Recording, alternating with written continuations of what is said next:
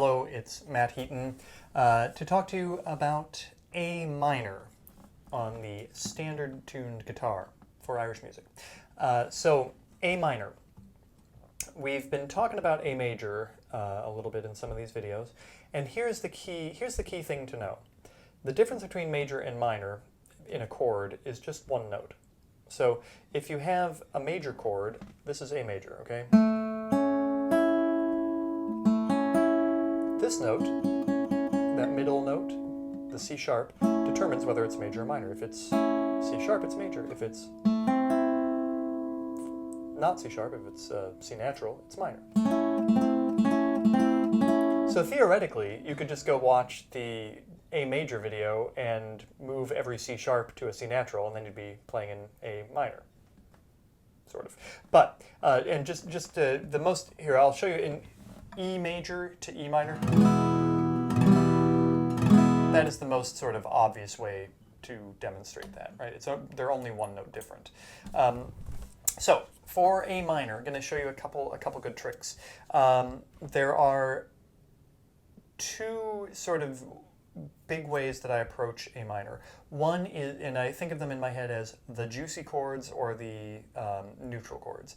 The juicy chords go like this. You play an open A on the 7th fret of the 4th string, a C natural on the 5th fret of this 3rd string, and then 2 open strings above that, the B and the E. Right? So that's a nice sounding chord. You got to admit it. It's a little bit juicy. It's got that B in it, so it has an added second. But it's just awfully nice. And what you can do from this position is you can kind of imply almost all of your other chords. Well, all of them, really. If you just think about playing in thirds. So this is a third, okay? The distance from this note to this note. It's a third because if we were playing a scale, they would be 3 notes apart. 1, 2, 3, third. So you have, this is called a minor third. A major third would be that. So if you just think about minor third is 2 frets apart, major third is 1 fret apart, then you should be able to follow along. So a minor third, here, you go up 2 frets, a minor third, you go up 1 fret, a major third, go back down, here's a major third here. So this is an A minor, and if I go down to here, it's kind of a G over A. So the most basic thing, you know,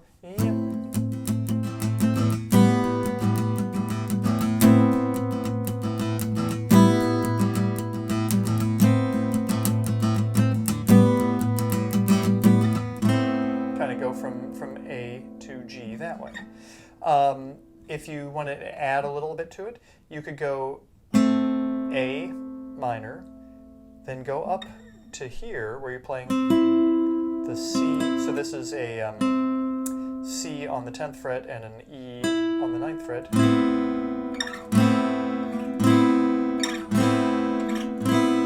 Which are really, they're the same chord in a different voicing because you're playing everything over this A. And then you can play, for the A, you do the same trick, I'm sorry, for the G, you can do the same trick. Play the G chord, and then move up here to that minor third, which is B and E. So,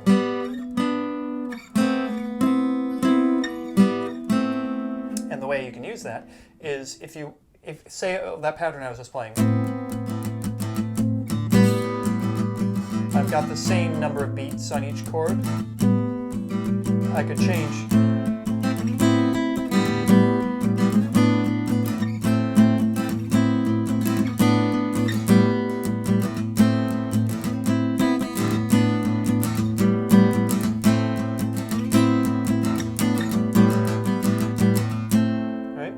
Doing. So I'm just sort of treating these as inversions.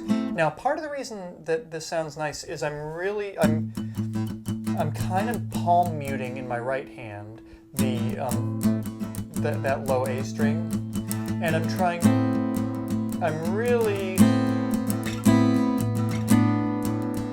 I'm only usually strumming through those other strings when I change, usually on the downbeat, but not always.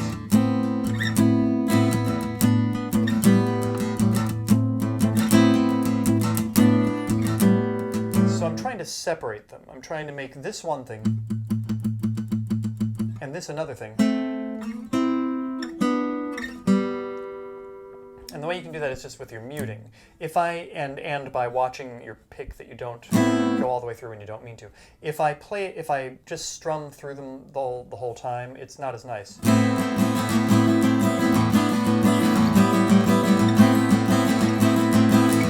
It's a little messier, whereas this...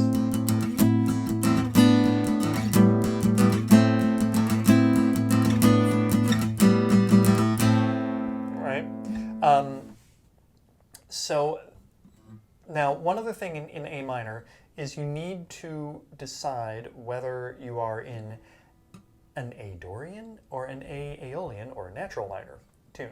The difference being one of them has an F sharp, one of them has an F natural. There are many tunes that have neither, and so you kind of, pick. But my general advice is stay away from the F major chord by and large, unless you really mean it. Because it's a big statement. Like if I throw in an F major chord, I'm playing away, and then I go down to an F.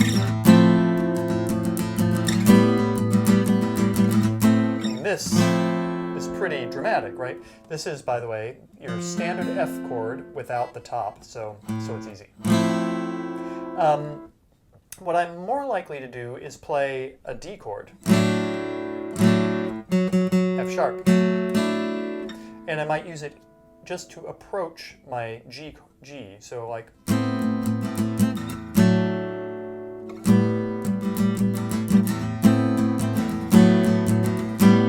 You can either do it with the D on top or without. That's a much more ambiguous chord, obviously, but...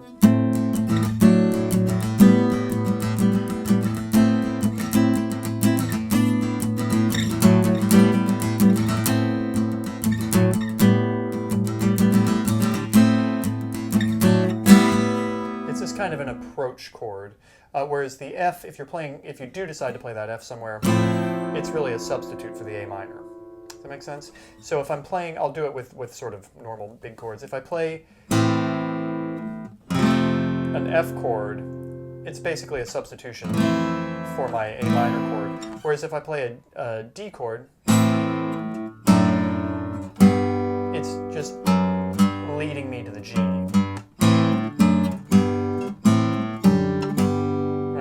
So,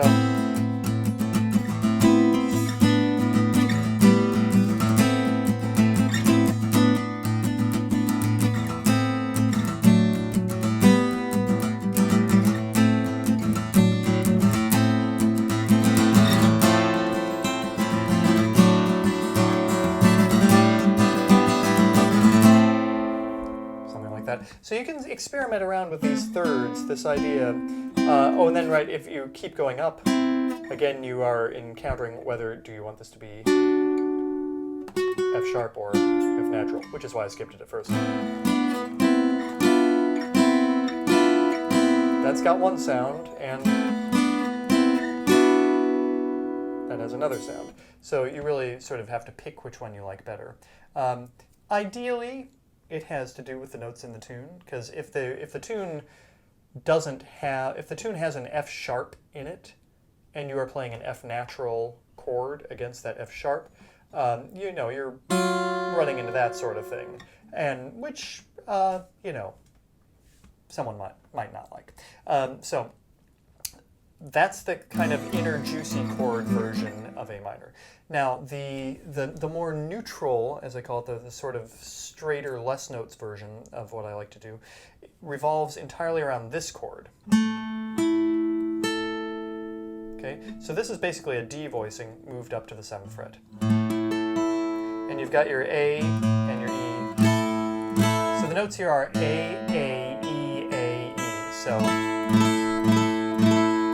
it's just a lot of this.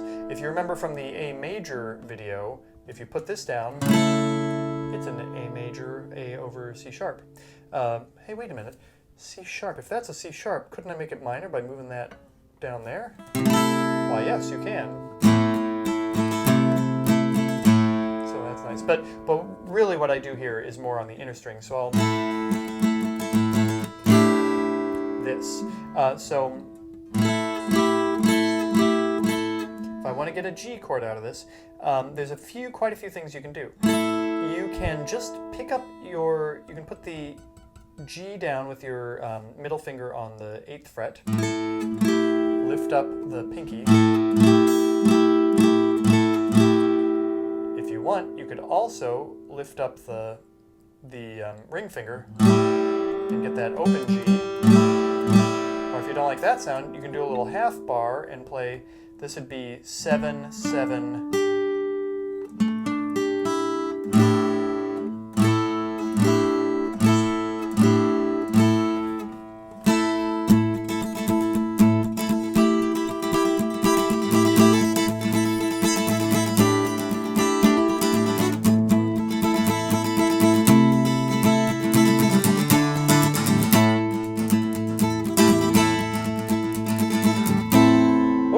see how that fits in from the, that's with that on top of it.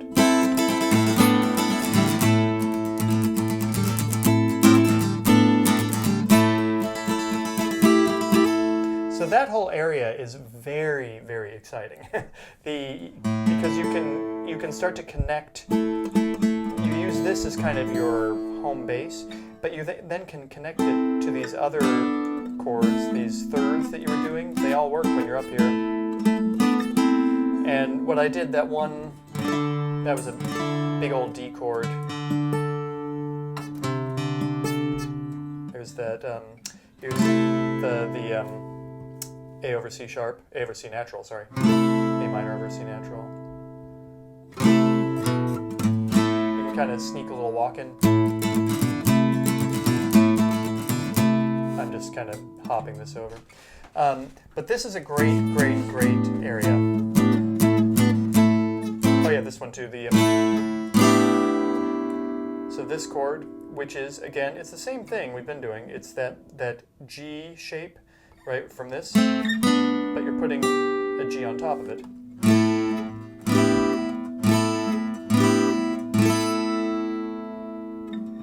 And if you want to get really fancy, you can reach the C natural up here.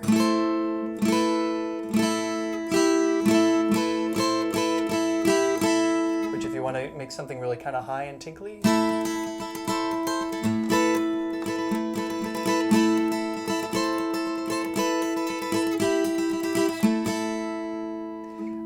so basically, the theory is you're trying to keep all of these down as much as you can, and then just grab whatever extra notes you're looking for.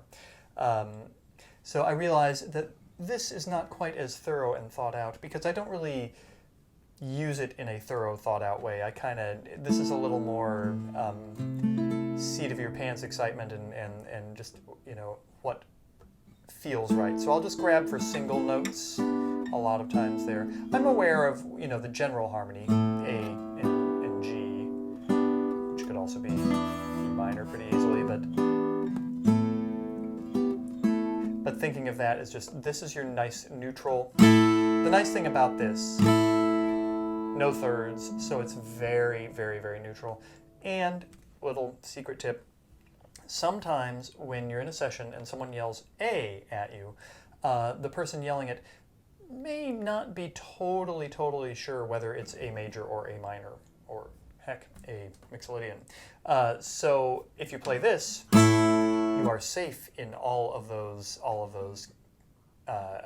examples, because this doesn't have a third, so it'll fit with anything. So you can just like kind of drone away on that until you figure out like, oh, it's major, or oh, it's minor, and then you can reach into your tool bag for some of the appropriate notes. All right, well, I hope that this was helpful. Please, if you have any questions, please feel free to ask. And thank you to Shannon for letting me do these little guest videos on the channel. And thank you guys for watching them. I really appreciate it. Hope that it helps, and hope we get to play a tune in person sometime. Take care.